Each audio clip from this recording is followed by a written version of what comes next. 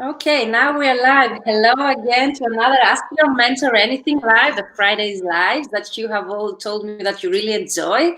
So thank you all for being here. If you can hear us and see us well, please do let us know in the comments that everything works fine with the sound and the picture.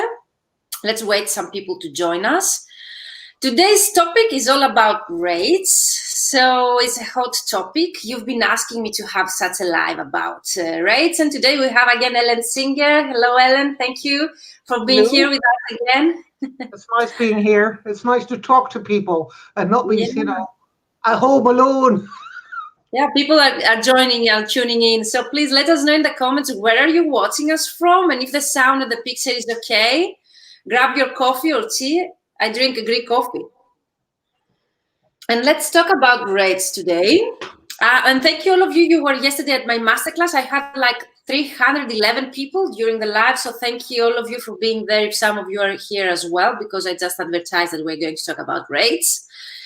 So if you want to find out more about Ellen and the introductory part of our lives, so how did Ellen start out and her scale up moments and things like that, so you can go back and watch the previous live the last month with Ellen Singer, because we're going to skip that part right now. Hello, Claudia. Hello to Dublin. Thank you for being here. Ellen, just don't try to comment through the app. So if you have any questions about today's topic, rates, everything that you might think about rates, that's your time. You can comment below and we are going to answer that with Ellen today. So take this opportunity to ask us anything about rates. Use the comments. And in order to see your name, use the description box where it says StreamYard. Click on the link so as to be able to see your names. So Ellen, I was thinking of asking you, why did you choose this title of our today's topic? And I know you explained to me, but I was curious if anyone else has really got why Ellen did choose this topic. And if anyone finds out, he wins one free session with Ellen. What do you think, Ellen? That Do you sounds want good to to make me. a quiz? That's fine Okay, with so me. we'll disclose at the end of this topic why we chose this title. A rate is a rate is a rate is hello, Christina. So if any one of you have really got it, what is behind that title and why Ellen chose this title of today's topic, you can comment below and we will disclose it at the end of this session, because Ellen is so resourceful when it comes to titles, very creative. Okay, so let's start with our today's topic, Ellen. I was Rates. planning to start by telling people about why the title was what the title was, but now I'll Yes. shut We, up. we will disclose at the end. If anyone's find out, I would really be interested to know if anyone can be in Ellen's mind right now. I've And heard that even very good friends have trouble sometimes understanding what the hell I'm talking about, so it's yeah, fine. I would be curious to know if anyone else, because I didn't know. I have to admit it. You But I maybe have to be my age, but that's fine. I do know that some people will get the reference. That okay. is a clue, by the way. It is a reference. Okay, it Anyway, is a reference. We gave you a clue, guys. Even if you're watching the recording, you can comment below the live later and let us know if you have really got it, even though we are going to disclose it at the end. So I'm going to ask you the first question we got. If you had, Ellen, any change in your rates, or if you had any problem during COVID by your clients accepting your rates, and if you see it as an excuse from agencies lowering their rates during COVID, and if that the whole crisis has affected your business and you as a freelance translator. okay. Well, first of all, it all depends what kind of customers you have and what your agreements are. Some agencies will try to lower your rates, whatever you do. Whatever happens, everything's a good excuse to lower it. Mm-hmm. Others are not. I've even heard from some freelancers that they were actually suggested that, in view of the fact that they have less work, they should raise the rates for them for this specific customer. I've been hearing voices telling me that. We don't have that. We have a specific customer base, and they don't do that because we negotiated rates, some of them 20 years ago, so they're not the greatest anymore. But we know what we're doing, and sometimes it's really easy. So then it's, it doesn't matter as much, because that's one of the main things I'm talking about rates is it's not just the amounts per word. It's also what are they expecting and how are they expecting it? What are the expectations on the other side? So there's a lot of things that determine whether a rate is or is not viable. Sometimes a 6-cent rate per word is actually more viable than a 30-cent one. It just depends. So that's I what think I'm going to be telling you about. This was the short version. So if you're done now and you don't have time, just go away. This was it. But I will explain all this in more detail today, because okay. that is what I think is very important. But COVID has had no influence whatsoever. And the work we do is not really under pressure from COVID, because one of our major customers is a Totally agree with web you. Yeah. conferencing software. So they're off. I mean, they're producing 20 times as much volume instead of less. They see a rise during this crisis. There are some fields. And how do you recommend translators should deal with clients that they're pushing their rates down because of COVID or such crisis? How Well, should they deal? the problem really is that it depends on your situation. If you're twiddling your thumbs and your only customer that has sent you a job in the last 2 weeks wants to lower your rates, you really don't want to say, go away. Mhm. When you're in a position in which you have more than enough work, it's a different story, because then you can afford to lose that one customer that asks you to lower the rate. But in general, what I've done for 25 years is explain why I cannot do it. I don't say yes. I once did. I once said, okay, I'll just do translation for now and not the proofreading. And I learned my lesson, because I still did the proofreading. So it meant I'd actually gone down 20% of my rate without any difference in quality Wow. or effect or anything else, because they said, oh, we look at it anyway. Well, they never, ever, ever provided feedback, ever. So that for me was enough to know, no, they don't look at my work, or they don't change anything. And if they don't change anything, they're not really reviewing. So in my opinion, you have to sort of go into a discussion and explaining why you can't do it. That you are a professional, that other professionals, let's face it, other people with the degrees that most translators have, not all of us, but so, lots of people do have a degree, and some are even, very experienced, or whatever it is that they are. And people with as much experience or everything else in the normal way of life would be getting a raise every so often. And at one point, they would have gone up and up and up and up. And every single time we have a customer, they seem to think that we have to start at bottom again. And that doesn't work that way. We're entrepreneurs. We decide what we do and how we do it. And they should not be able to do that. And they should not be able to tell us how much it costs. Because if you provide, let's just look at a completely different product. Okay. If it's, for example, coffee. Coffee rebranded itself very recently. Coffee used to be a certain price, and then it was you had better coffee, so you could pay more for it, 2-3 times as much. But lately, everyone is using these machines that have coffee pads. It's the rage.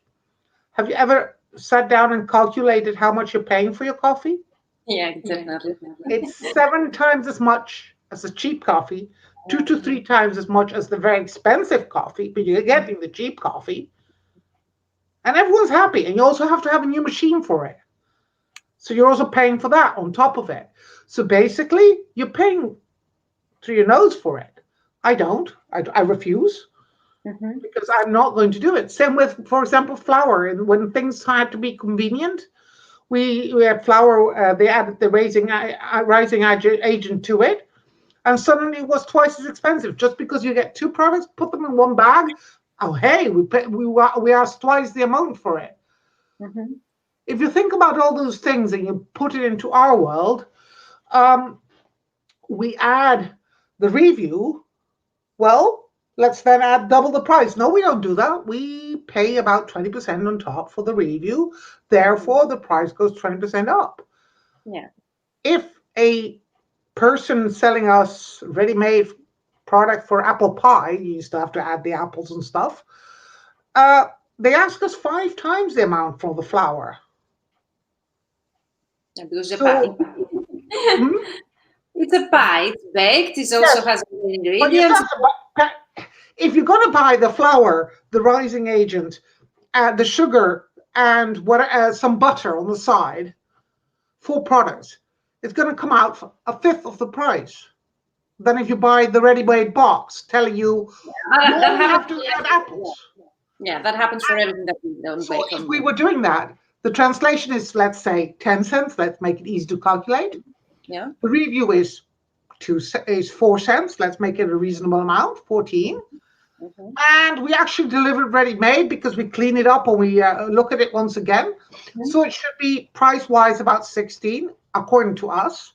Mm-hmm. But actually, if we were would be selling in the supermarkets and we were normal business, we would be saying 10. And because we're making it easy on you, you have to pay 5 times as much. It's 50 per word. I Of know. course, I know that would agencies be that charge. ridiculous. Yeah, No, no, no, this is per word. there are agencies that they charge that amount of money to end clients. Yeah. Not anymore. Really not anymore. The problem started, in my view, we started saying, hey, we can do it ourselves and we don't need the go-between. Mm-hmm. So we put them under pressure because they were getting less work because some freelancers were doing the work themselves. Mm-hmm. And then the next step was they had to compete with us. So we went up a little bit in price because we got rid of the go-between, but they had to go down because they had steady people at PMs they had to pay. Mm-hmm. So what happened was that their prices had to go down, our prices went slightly up, and we're in direct competition now, which is Okay. fine because they don't provide what we provide, etc. I mean, one of the things most of our customers are really amazed at is that they call me and they ask me about a project out of the blue. Mm-hmm. And they say, yes, yes, but I would like to know is this and that and that. I'll say, oh, that and that. Oh, just like that? You don't have to look it up? No, it's in there somewhere. And Yeah. that's the difference between a freelancer and a PM. I've had PMs actually just throw something into it, and it was 3 languages inside and not one, but they haven't even seen it. Yeah. That's the difference between working with a boutique agency, with the bigger agencies, the advantages, the disadvantages. Yeah, that's very clear to all of us. But I So, don't know if, you would like to mention something? you can say something, ask. Yeah, I have the questions of people like I've been Mhm. very basic questions like how to set up rates or how much higher should I charge direct clients in comparisons to the rates I have to that I charge my agents. Those are the questions I got from mentees. It all depends. The problem with rates is that it all depends. I'm not going to recommend any rate whatsoever. I use 10 cents because it's a very nice and easy number to calculate. Could have been 100 cents for all I care. But 10 or 100 is easier to work with than if you have to go up so many percent on top of that much, etc. It becomes very complicated. So usually 10 is an easy number, but just imagine 10 being X. Only most people get really scared of maths and don't like you working with X's, so I try not to. I believe that the problem is that you need to think of all the pricing elements. What is a pricing element? In my opinion, I'm probably not comprehensive. I just made a little list myself just before we started. The perceived value, so not the actual value, the perceived value of your product. So if it's going to attract a lot of customers because it's going to be well written, etc., etc., and it has a lot higher value than if it's going to be just a message for your employees to not put whatever into the toilet bowl. That's a completely different kind of work. So the perceived value will be much higher with something that has a higher visibility. Is it a service you're providing, and is it going to be something that's going to be used for marketing, for example? Will it get them customers? Because if your 2,000 euro job gets them 2 customers for 10,000, that's doubly worth it. But if your job doesn't get them anything because it's not that kind of job, the perceived value is going to be much lower. And we talked a lot about perceived value, I think, in our previous live together. I think you've given an extended explanation and description in our last. I forget lots of things, so I forget those things. I think So the you previous tell me. live was dedicated on that, so it's really useful to go back and watch it because Ellen, she really explained that in detail. Also, Moira Monet from the Financial Success and also talks about perceived value. It's really important. So if you want to find out more about perceived value, go back and watch Ellen's previous live in the Ask Your Mentor Anything or Moira's Monet, because both the ladies, they talked about perceived value. It's really important. Okay, and then also your process steps are part of your pricing strategy. If you're going to just deliver translation and someone else has to work on it after that, it's a different ball game than if you're doing translation, editing, proofreading, and with or without the QA, with or without a second pair of eyes, etc., etc. That makes a difference too. Your competition, that is your real competition, people who work and deliver similar products. So you do not compare yourself with someone who delivers a completely lower or higher quality. I sometimes have a feeling that people believe that they should be charging whatever the market gives them, but someone who's been working 20 years has to be a higher rate, if you've been doing a good job, of course, than someone who just starts, but not necessarily. Sometimes, some authors become very well known in no time because they're just good, and that's okay too. So it's very, very difficult to say in one way how to measure this. So your real competition, you have to see what they do. That's what normal companies do too. If I'm going to sell you a kitchen machine, I'm going to look at what the other kitchen machines are pricing themselves with. Buy. The cost of living where you are, that makes a hell of a difference too. Your workload. If you have enough work for 2 weeks to be done in every single week, you can raise your price. You will lose some customers. You'll work less, and you'll earn just as much, and that works too. So that is also part of your pricing element. If you have nothing to do, you don't have to lower your price, but you do have to look for people. So you'll be using time for that as well. And the expected life cycle of your text is also very, very important. Is it going to be printed? Is it going to be there in 10 years' time? Is it going to be highly visible because it's a white paper? Is it that makes a difference too, because if it's going to be like a newspaper, a newspaper is very valuable today, but tomorrow you use it to wrap your fish and chips in or to whatever, or it goes into the recycling or whatever. So if it's that kind of translation that within a very short period of time it disappears, it has less value. So how do you show value in order to charge less or more to your end client? Like if it's something that's going to be published, then it will remain published, for example, not in a newspaper. How can you explain your clients like that kind of value in order to charge higher? Well, I usually use examples like the coffee or the flower, or I use an example like, for example, your business card. Your business card with a spelling mistake, would you use it? No, you wouldn't. So why do you want texts that have mistakes?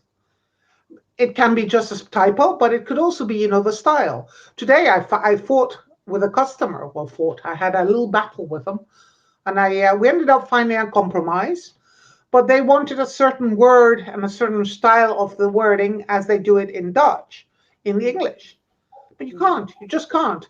In Dutch, you can say, just do it. Not like in the ad, but, contact us and use the imperative for everything. And they didn't get it why we weren't doing that. But we can't do that. Because if you do that in English, the answer on the other side with, I'm not your dog.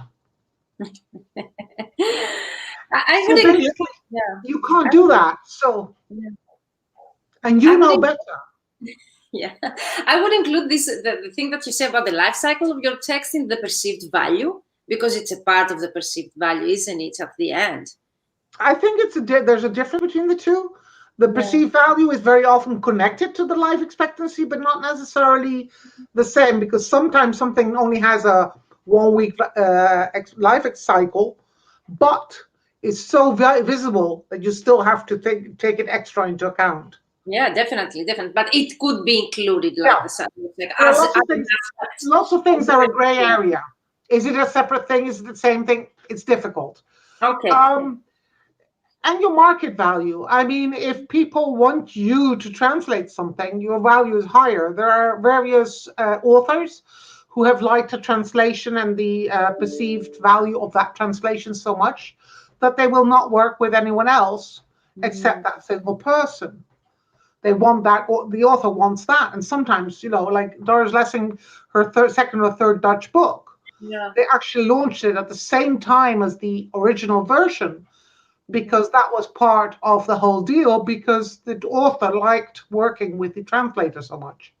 Yeah, or in a simpler way, if you, for example, have signed an NDA that says that you are the only responsible, for example, for the confidentiality of those documents, and you are going to translate them, because I have encountered such situations. In that case, I am bound to only myself translate that. So that means that I lose other projects, that I won't be able to undertake or quote other projects, administration stuff, and things in Yep, order to. it has to be higher too. Yep, Yeah, so all those definitely, things count. All definitely, those things count. So yeah. it's basically you have to think on how do you do it, and also think yourself in your own house, in your own things, about what you buy and what you don't buy, and why do you buy that? Mhm. Do you buy something because you think it's better? And if so, what are the reasons you think it's better? Is it their marketing and the sales department? Is it what they've told you about it? Or sometimes is it just that they're very clear about what they're saying? If that is what you really like, that is what you should be putting out there as well. And that makes a difference in who you're talking to as well. Because if you tell someone, come to me, I'll do anything, or you say to someone, do you happen to have a translation related to this and that type of whatever, blah, blah, blah, da, da, da, da, da, da.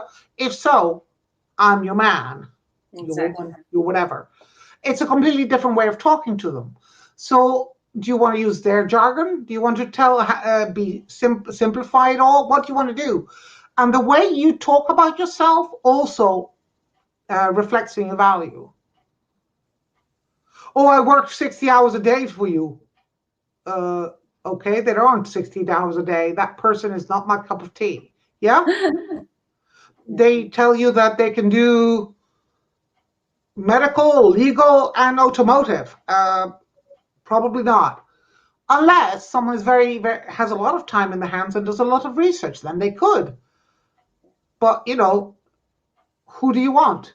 Do you I like want to, the yeah, I like to use the example of the doctor. So if you had a specific illness, for example, or issue with your health, would you search for a general, okay, practitioner, or you would go for a doctor that is specialized for that specific issue that you have health issue to go and check you? So I think Maria Seibengraf had mentioned that example. So definitely that is exactly what Ellen says now. So if you would like to go for an expert, like for a doctor, you wouldn't go to choose someone that can heal everything, for example, general doctor, but definitely you would go for the doctor that specialized, okay, and actually to the health issue that you have. Ellen, are you here with me? Because I see it's an issue with uh, the. Can you please let us know if you can hear us? Ellen, are you here with me?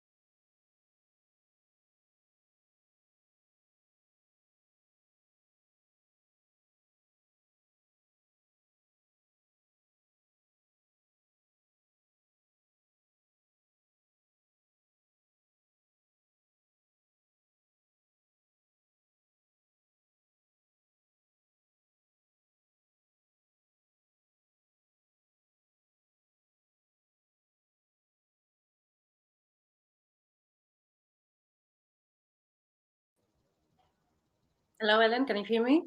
Yes, I can. I'm sorry I was Okay. gone. Something's Yeah, gone wrong with our internet. Sorry. they say that they can hear us. Okay, so I can hear you clearly. So the sound is okay. No problem with the sound. So most probably there was a video issue. So No, thank you it all was for my being. issue. It's my issue. We've had an issue for a week, and we're trying to solve it. It sometimes Okay. happens. It happens twice a day. It's just bad luck. Okay, Anyway, if you have any questions for the topic, and Ellen, that's your time to comment below. But I have gathered great questions. To sum up, what already Ellen mentioned is, I think, 4 or 5 different strategies to actually price your services, pricing strategies. The first one was based on the perceived value. The second, based on your service that you provide, the competition, the cost of living, the life cycle of your text, and the market value. Is that correct? Did I include everything? sort of, So yeah. if you missed the live, you can go back and watch all those different pricing strategies. What I usually suggest to my mentees, and let me know, Ellen, if you agree, I totally recommend them to combine those strategies so they can Oh, yes. they can, for example, they can estimate the cost of living. We have also in the Mentoring for Translators group a specific spreadsheet. They can download and estimate their cost of living and their rates per hour and per word based on their cost of living and their expenses. And also in combination maybe with the competition rates in order not to undervalue or to undercharge or overcharge and so on. So that's a great way, especially if you're starting out with direct clients and you do not know the market rates.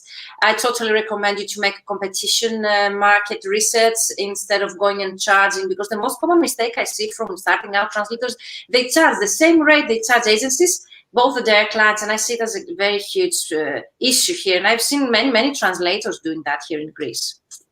That's a pity. That is a pity because it should be higher. You said just now that there's a form in the in the group, but I haven't looked at it. Does it take into account that you have to also add only the amount of hours you want to work a week times 45, for example, that sort of thing? It's a huge spreadsheet. Download it later. It's in French, Spanish, and English. It's from the association, I think, from the Spanish Association, Brazilian, the American Association, the French Association. So it's very comprehensive. But definitely, you can take a look and let us know in the next live what you think about it. So, would you like me to continue with the next question, or is there something you would like to add? Okay, I know that this question would have come, like most of us nowadays, especially due to the competition, we've been receiving answers to our codes like, you're very expensive, we found cheaper translator, a less expensive translator, how we should deal with such situations. I would like to hear your opinion. I will after that. I have no patience with nonsense.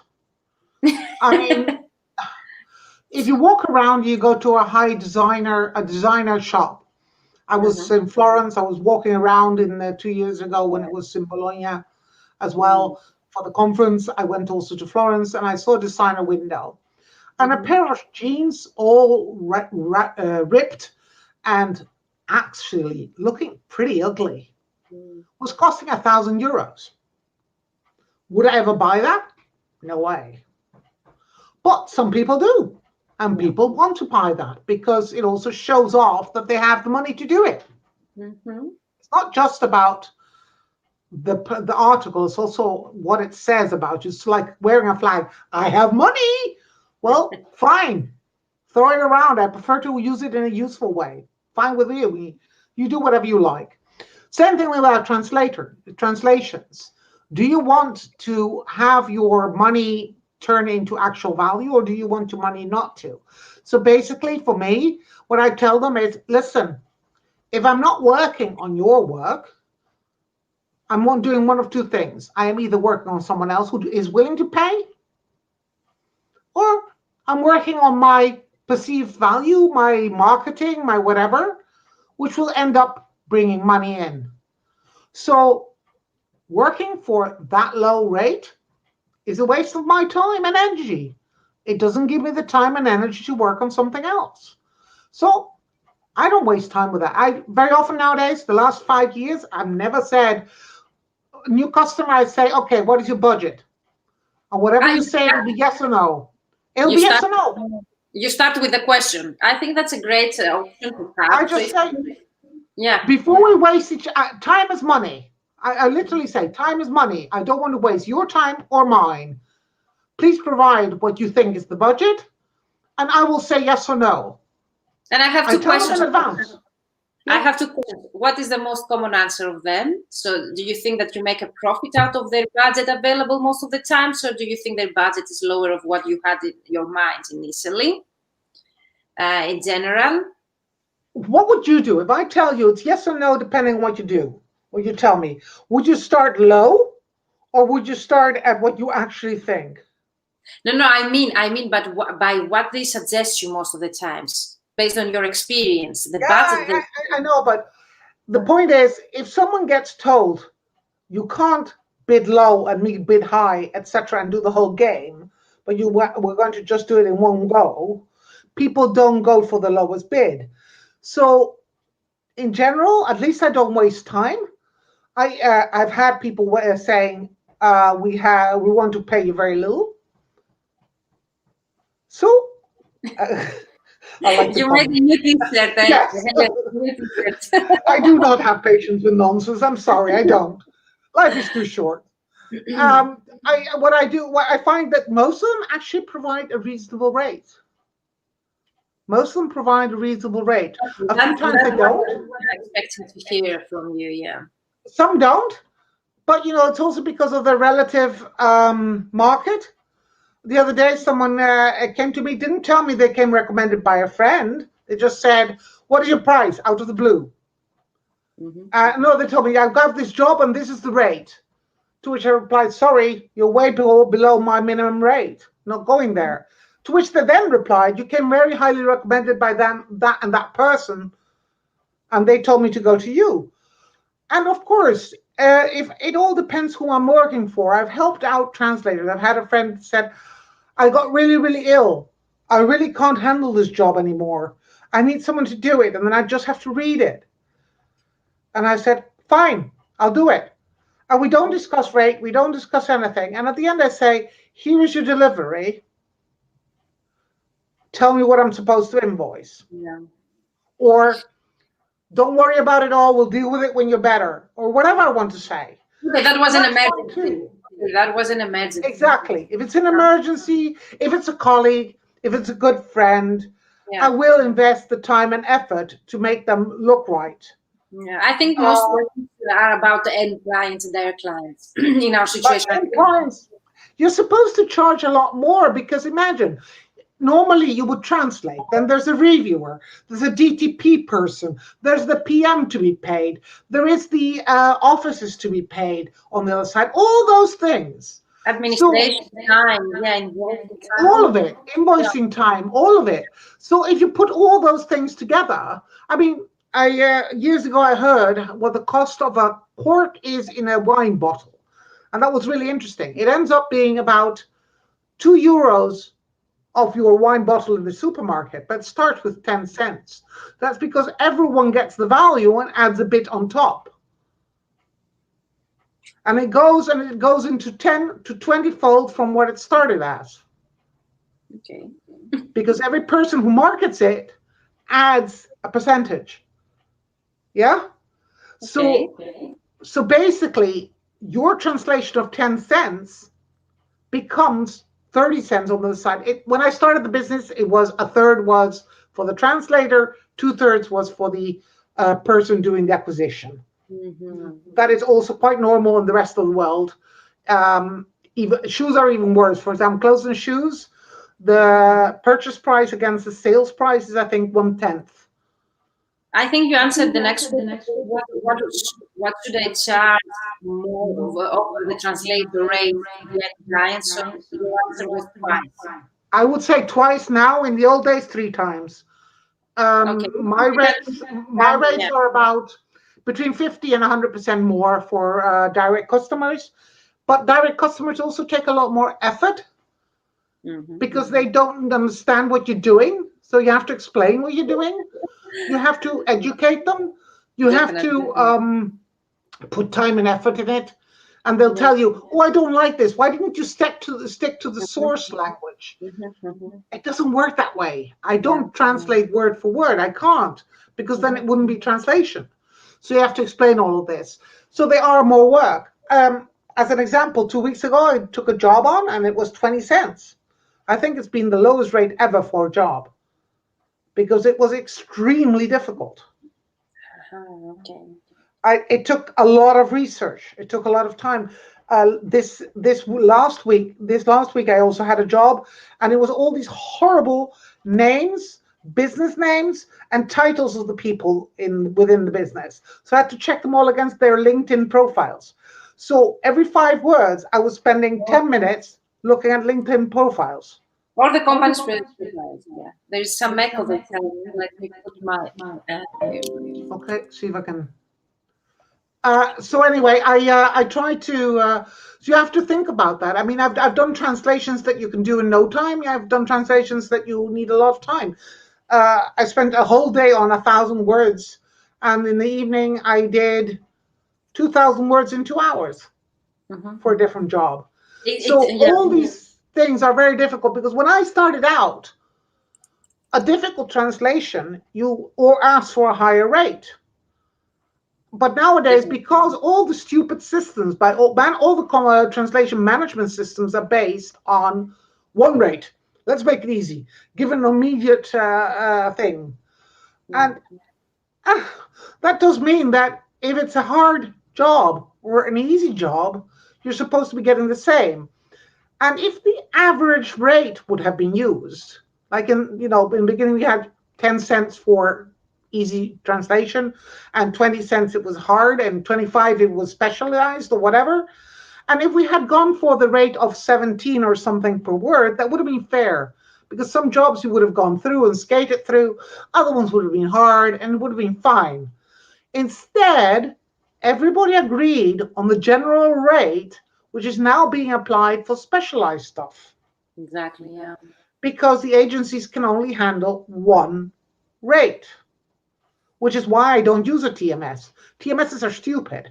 They're not meant for us. They really are not, because they don't allow you to have these differences. So for me, it's really important that you should be able to look at the file first. I mean, how many of us work for agencies that don't look at what they're sending out? Yeah, many times. Yeah. And sometimes you're lucky because, they send something out now and you're supposed to deliver 4 jobs. And the second, third, and fourth jobs have actually got a lot of repetitions with the first because they were analyzed at the time they were sent out. They didn't include that. So you have half of it to translate it by the end when you get to the fourth one. Hey, great. And a very But that common doesn't issue. happen often. A very common issue is that they give you a project for translation and it's localization for exam. So if you have 2 different rates for localization translation, yeah. And that's very common with agencies. They do not tell you it's localization. They tell you, I have a short project for you. It's a translation short project, very simple. And then you open the file and it's an Excel and you see that it's a website. So through an Excel. Yeah, and Okay, if it's a website, it's most of it is okay. But then you have 2 slogans. Those slogans are going to take you longer than the rest. And you have to make it that they like it, not just that you like it, but that they like it too. Exactly. Today we got the feedback from the customer, and they wanted it to be done again in the style of 20 years ago. So we sort of said, we can do that, and it means the same thing. But if you write it this way, you've lost your customers because it's supposed to be a marketing slogan, and your main point is completely at the end of it. No one's going to read that far because they'll get bored. We want everything now. No, actually, we want it yesterday. Yes, yeah, exactly. So, but I find it's very difficult. And what we also always forget is we need to survive. So we need to have money to survive, right? Most translators are not saving for their old age. Most translators are not planning for the future. They're planning for now. I need money now. I need money next month. Yeah. I need to make the rent. And that makes a difference too, because if you do not include that, If your competitor is doing it just for today, and you're trying to do it for today and tomorrow, it's going to be a different rate.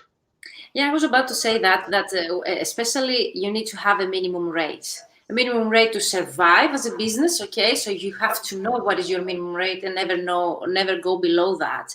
Ellen, what if someone doesn't give you their budget? So you told us, like, you ask them what is your budget. That's what I do. I say bye bye. Bye Bye bye. And what if you get asked what is your price, as you told us previously? You I told give us, it, like, but then okay. it's also take it or leave it. And very often they say, "Oh, can we go Mm, down?" No, you ask me the okay. price. This is the price. Okay.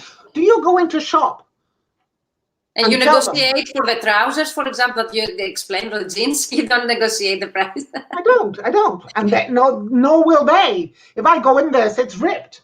Can you give me a 70% discount? They're going to say you're crazy, man. Yeah.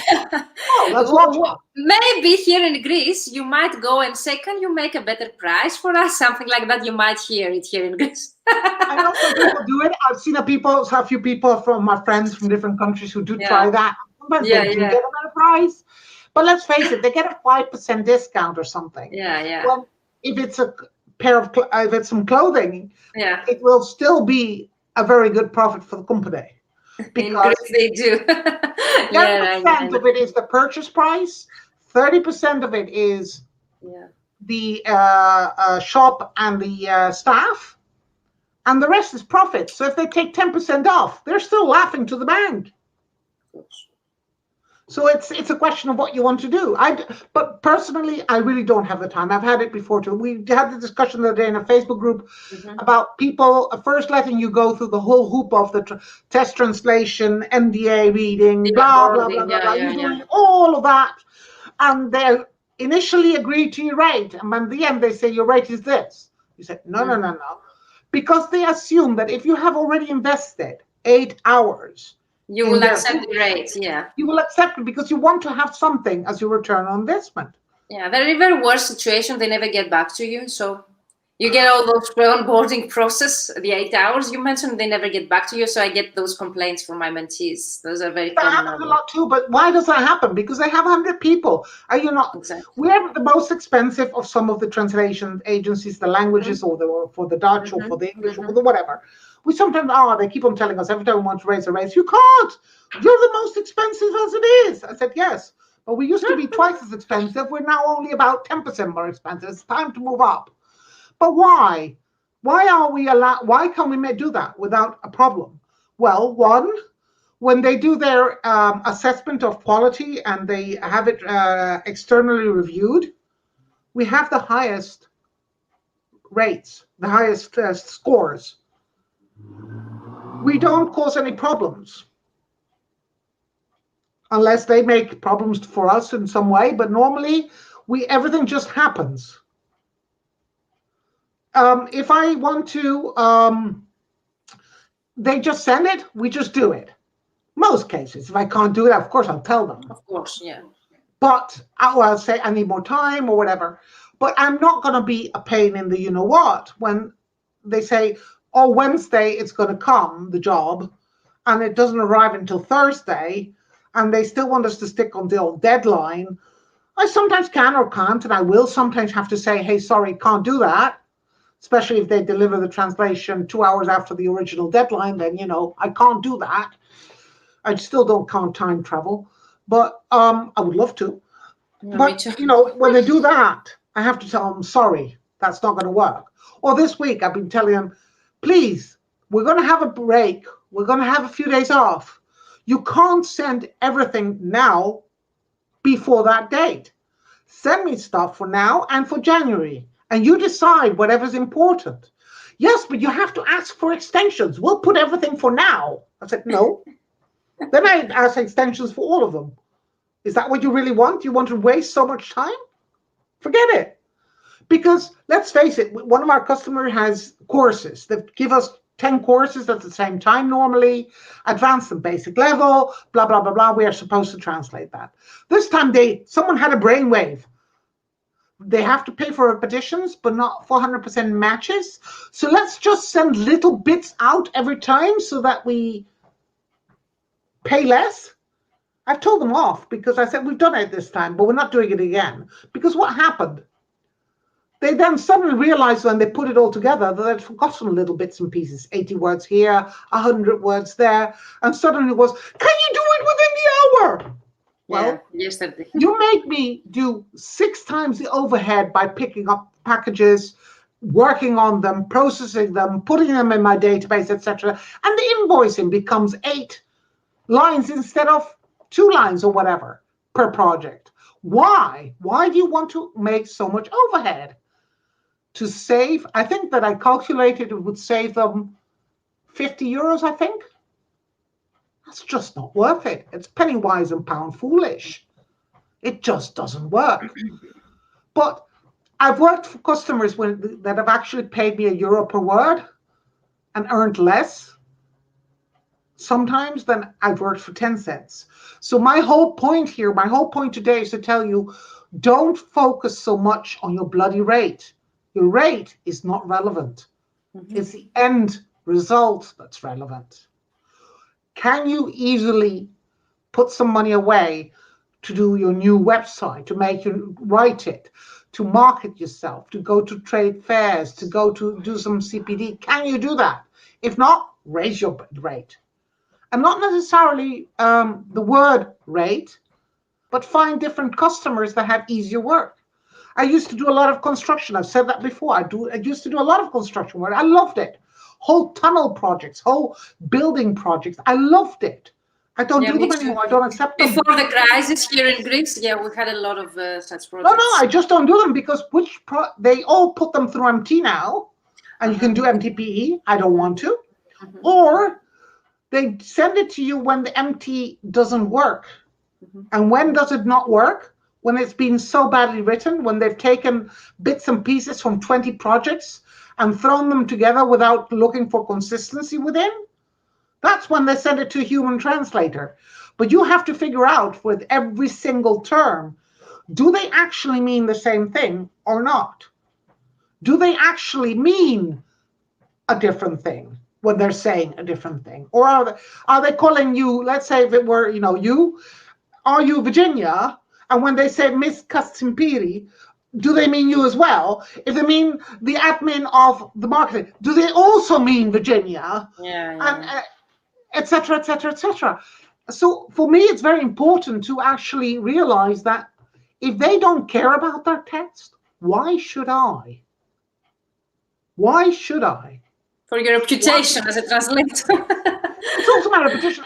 You cannot do that right. I mean, you will get that job done. You will deliver it. You will feel bad about the translation. They will not have value. And it will be a disaster from beginning to end. It's a train wreck just waiting to happen. Amazing. So I just don't do them anymore. Don't give me that rubbish. Okay, I want something that I can understand. If you make mistakes, everyone makes mistakes. But they have to be logical mistakes. And they have to be salvageable. They have to be written in a way that you can actually understand what they mean, even when they write it the wrong thing. Mm-hmm. If they write, make a spelling mistake, but you spot it and you know what they're talking about, it's not a problem. Okay.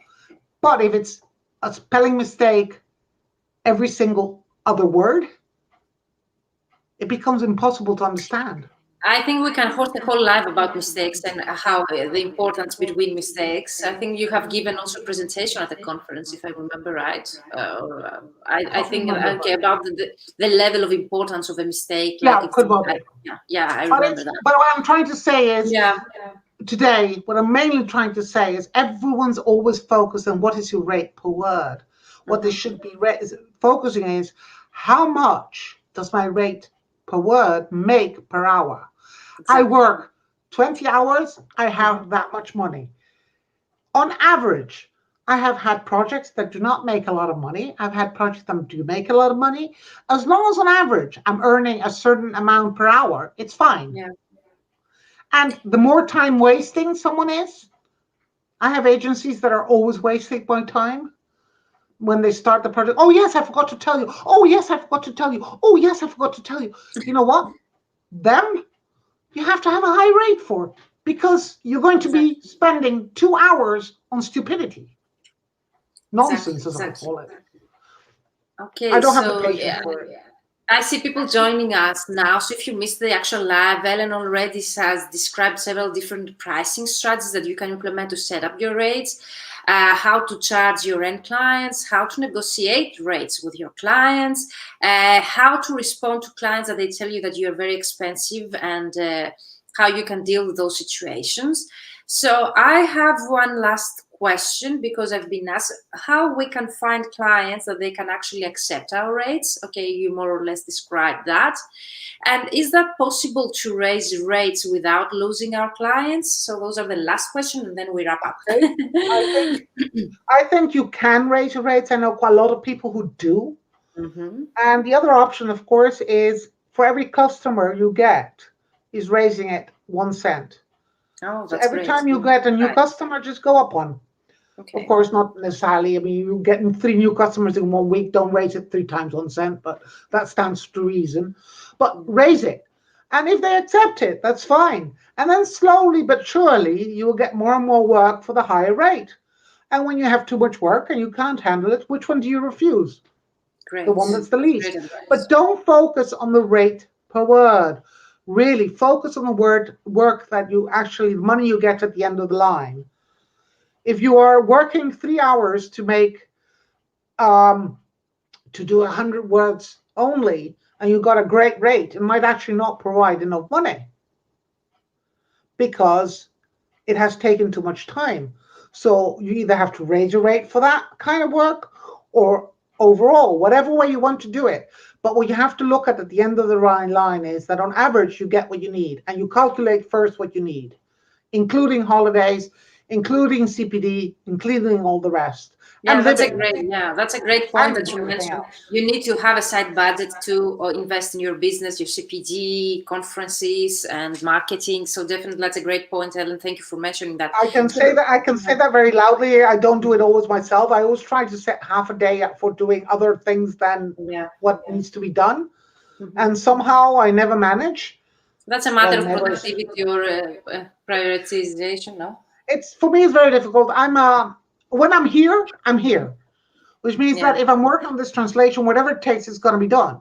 Hmm. Whatever I'm doing, I know. presentation, materials, I'm Yeah. there. I'm Yeah. 100% there, or 200%, or whatever. But I'm not 10% there. That means that everything else has to wait. I have a friend, like just this morning, someone said, "Oh, can you help? Do you have time to help me this week?" Yes, I can. Of course, I don't. That's not relevant. A friend asks for help, you give them help. And if that Exactly. means you get in a little That's bit of different. trouble and have to work until midnight one day, Yeah, so that's be it. different. Yeah, that's different. Yeah, when we And do I it. find working for friends is different too. So it all depends. And I think your best marketing is people you know. I've been to a lot of Zoom things lately, and half the people don't have the Mhm. camera on. That means you won't be recognized next time. No one will know you from Adam. Yeah, I don't know It's why. not Yeah. a smart thing. Because if you normally everyone tells you, oh yeah, stand up at a conference and ask a smart question. Well, actually, and introduce yourself. Don't forget to do that. Well, basically, that's what Zoom is for. You say, hey, I'm me. And if I'm there, and while someone is talking to me, I am doing this, I'm not going to give a good impression, Yeah. am I? If, on the other hand, I'm relaxed and listening, and then I ask a question that is relevant, Different. that puts me on the radar.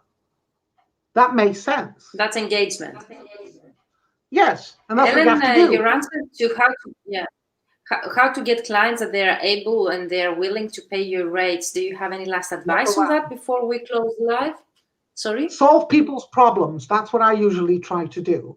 I Mm. hear so often someone saying, but translators don't understand what we need. And then I Really? say, well, tell me what you need. Well, we need a good translation. I said, but what does that mean for you? How often do we get a job and we do it and we send it back? And then they said, but why didn't you use our term list? Because you didn't include it. So at the beginning of a job and a new customer, I said, do you have a term list? Just asking for that makes a hell of a difference because you don't get it at Yes. behind after the fact. Mm. So showing that you actually care showing that you're not there. If you are the black box they throw it at, catch it, and then throw it back to them, they're not going to appreciate you. I was really surprised. Yeah. If instead you're there and you say, oh, listen, I'm not sure you actually know what you're saying here. I think you don't mean A, but you mean B, because A is nothing. So no one's going to be doing that. And if it's a website text, you don't want that word there because no one's going to be looking for that word. So you're not going to catch people, are you? So maybe you should think about using this other word. And telling them off is actually a service. Telling them they're wrong is a service. I'm surprised sometimes. Just like, for example, someone's walking around and they have an unzipped fly. Not a good thing to be walking around with. So a nice friend, a nice person will say, hey, not shout, hey, you idiot, your fly's open. No, you go and you very discreetly say, hey, have you realized your fly is open? Yeah. Well, it's the same thing when they're using the wrong terms, when they have spelling mistakes, when they have one word spelled in 4 ways on the website. You just tell them. You know what I'm trying? Say, hey, look at me, I know better than you do. Ho-ho! No, you go and you tell them, hey, listen, have you realized? This might not be what you want. But you know what is the main issue? And I was surprised. Yeah, it's a great issue that I deal with my mentees. Some translators, they find it very hard work, that it needs a lot of work to find out what are the problems of your clients and how you solve them. So this is a part of my training. Also yesterday at the masterclass, I explained that because they're asking me how to get their clients. And as you mentioned already, you mentioned the problems. You need to solve problems. So I take them step by step how to solve the problems. You need to know their problems first. You need to know your clients. And I took them step by step to the process that is needed to be done before you actually go and market yourself as an expert to get clients. You need to know your clients, to solve their problems, to know the value that you provide to them. And many translators, they commented underneath my live that that's a lot of work. Oh, I don't want it. I prefer to work 9 to 5 as an in-house translator to an agency. Yes, that is what it takes to get good clients. That is what it takes to have a successful freelance business. That is what it takes to be a freelance translator. Especially if you want to find clients that they will be able to pay your rates. It's a lot of work behind of that to reach that point.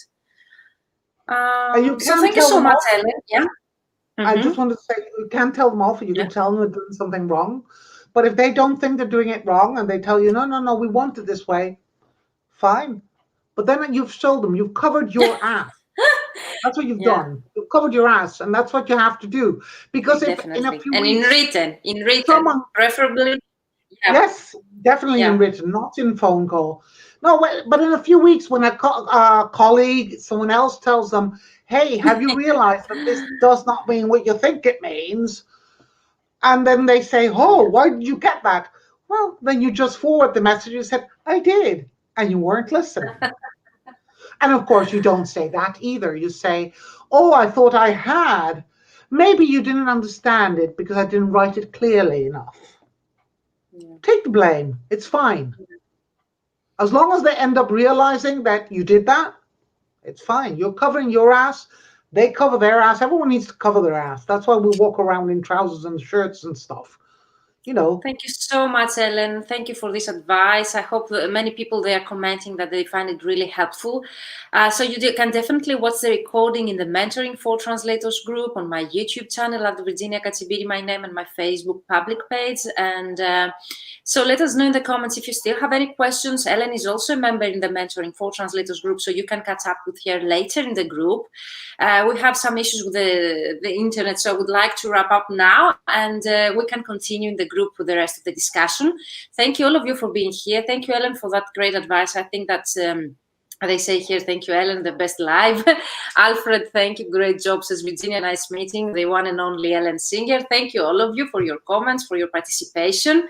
Thank you, Ellen, once again for your time. Just are you going to speak anywhere else, Ellen? Is there something that you would like to no, I spoke 2 days ago. I spoke at Uptart again, and I have no other plans for now. But maybe I don't know, something. Oh yes, I will. I will be. I haven't.